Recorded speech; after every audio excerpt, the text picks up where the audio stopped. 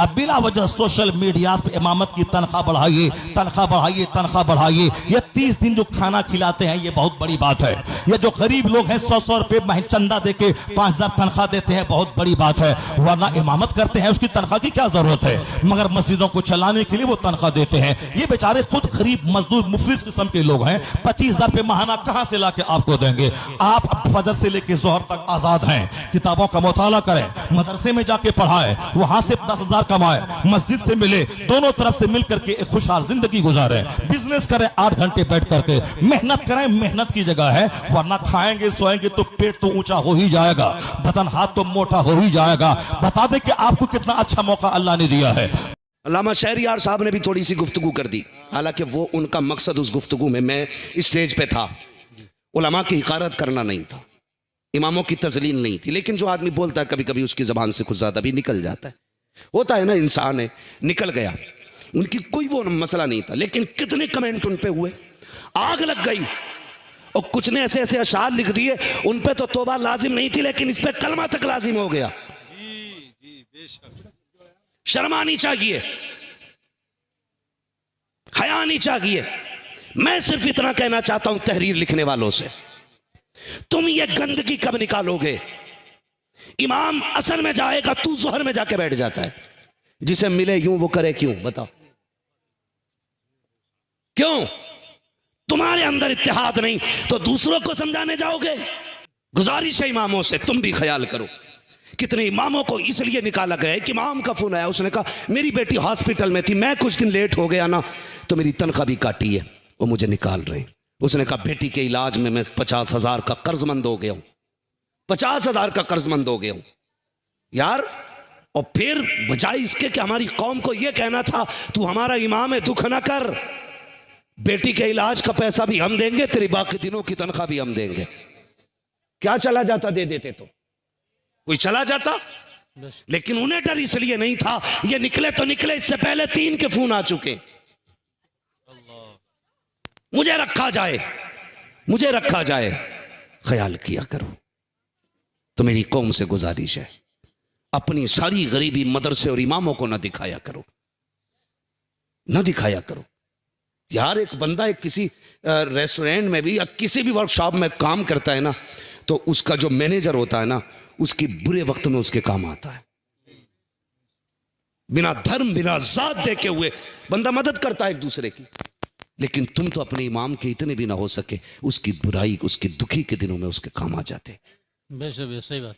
कितना सितम करते हैं हम, और सोचते हैं इमाम ऐसी पढ़ा दे कि मरते ही जन्नत में चला जाए। 3,000 तनख्वाह में देगा, हो सके किसी दिन बगैर वजू के नमाज जनाजा पढ़ा दे। है चेक कर रहा मीटर क्या? गुस्से में उन्होंने अगर कह दिया अच्छा ये वो है जिनने दावत को मना करी थी, तो ठीक है, तेरा तब दिन था, आज हमारा दिन है। फिर क्या होगा भाई? कह भी नहीं सकते, कफन समूह निकाल के भाई दूसरा पढ़ा दो। इन्हें बिना वजू पढ़ाई है, इन्हें राजी रखा करो, राजी रखा करो। वो मैं हंसाना भी नहीं चाहता, लेकिन बात याद आई तो कह दूं। गालिबन अल्लामा मुश्ताक अहमद निज़ामी ने इस बात को लिखा है कि वो कोई इमाम था ना, तो लोग तनख्वाह नहीं दे रहे थे, वो चला गया बिना तनख्वाह के। उसने खत लिख दिया, मैंने जितने दिन नमाजें पढ़ाई हैं सारी बगैर वजू पढ़ाई हैं। अब वो पन्ना लिए घूम रहा था पूरा गाँव। अजी अब क्या होगा? तो सबका फतवा था भाई दोबारा पढ़ो। यही हुक्म शरीयत था। इमाम कहते मैंने बिना वजू पढ़ाई है तो लाजिम है आप पे, आप दोबारा पढ़ो। तो बोले भाई 10 साल की लौटाने से बेहतर है बुला के डबल दे दो। है फिर वो कहते हैं ना कि अब शोर मचाने से क्या फायदा जब चिड़ियां चुग गई खेत। हाँ, फिर पन्ना लिए घूमने से कुछ नहीं होगा। इखलास पैदा करो, इखलास पैदा करो। और इमाम को ना बिल्कुल इतना नो टेंशन कर दो, वो नियत बांधे ना अल्लाहु अकबर, उसे ये ना सोचना पड़े गोश्त का पैसा कहाँ से देना, कल मेहमान आ रहे नाश्ता कहाँ से कराना है, और परसों को बाजार भी है क्या करना है, बच्चों के कोर्स भी आने, फीस भी जानी है। जब ऐसी नमाज पढ़ाएगा तो फिर तुम भी खुद जाओगे ऐसे ही। वो भी दिमाग लगा रहा नमाज में, बच्चों की फीस कहाँ से आनी है, फिर कह रहा दिल ना लग रहा नमाज में, लगेगा कहाँ से? इतना दे दे इमाम को, खड़ा हो ना तो ये भी रब की बारगाह में हो और तू भी रब की बारगाह में हो। बेशक बेशक। पेंट कराते हो ना तो कहते भाई अच्छा लाओ पेंटर, कि निशान नहीं पड़ने चाहिए, पुट्टी करानी है ना तो ऊंचा नीचा नहीं रहना चाहिए। घर इतना अच्छा लगता है, फिर अमल इतना अच्छा क्यों नहीं लगता?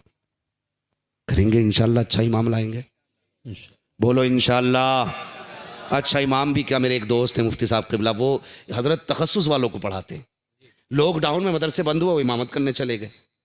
तो एक मुखिया खड़ा होकर बोला, जिसे बिस्मिल्लाह याद नहीं आती थी, पहले तुम्हारा टेस्ट लेंगे हम। किसका? जो मुफ्तियों को पढ़ाता भाई। और मैं उसी दिन जलसे में गया था जी। मगर किस्मत की बात थी यार, मुफ्तियों को पढ़ाने वाला इमामत करने आया था। बेशक। मगर इमामत भी छोटा काम नहीं है।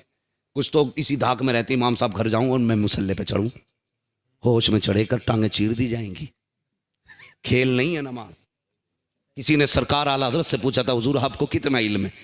तो आला हजरत ने फरमाया था, बस अपनी नमाज दुरुस्त पढ़ लेता हूँ। हाँ, 120 उलूम पर महारत ताम्मा रखने वाला कह रहा है, अपनी नमाज दुरुस्त पढ़ लेता हूँ।